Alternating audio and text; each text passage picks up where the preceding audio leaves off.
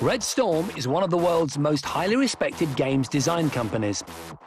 It was created in 1996 by best-selling techno-thriller writer Tom Clancy to produce spin-off games from his books, exploiting titles such as Rainbow Six and Splinter Cell. For computer games designers like those at Red Storm, this little machine has changed everything. The awesome power of the Xbox 360 has rewritten the book on computer games design. So we're here to find out exactly what goes into the designing of a next-generation title. And that title is the latest in the Ghost Recon series, Advanced Warfighter.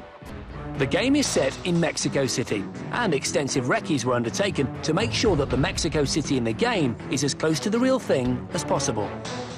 And then we convert that into the game and the models of the buildings, etc., and the textures, and we reproduce it identically. Firstly, a map is drawn of the gameplay area, and the recce photos are converted into artwork in the style of the game. Then the long, drawn-out process of combining the two begins.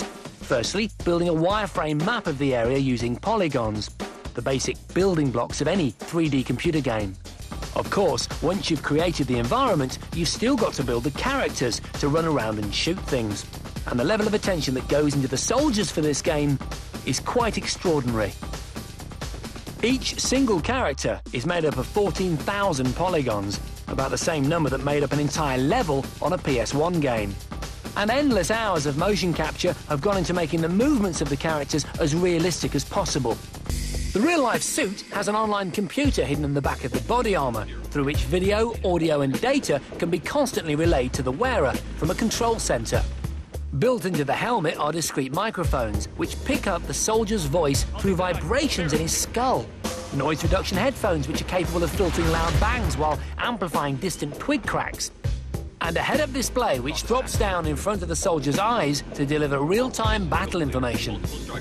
This next-generation combat suit is still in development, and at the moment is far too expensive to start issuing to thousands of troops, but it's already up and running in the world of next-generation computer games.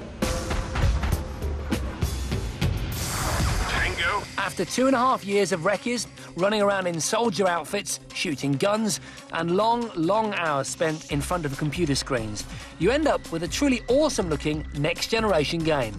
That is, apart from the fact that it's probably still full of glitches and problems. And that's where this lot come in. They are the massed ranks of Red Storm's games testers. People actually paid to spend every minute of every day playing computer games. To many of you, it might sound like heaven, but what they actually do is play one tiny part of a level over and over again for days on end.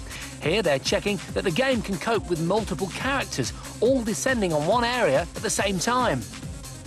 Only after everything has been checked to death is the game deemed ready to play. And finally, you end up with this, an exquisite next-generation computer game.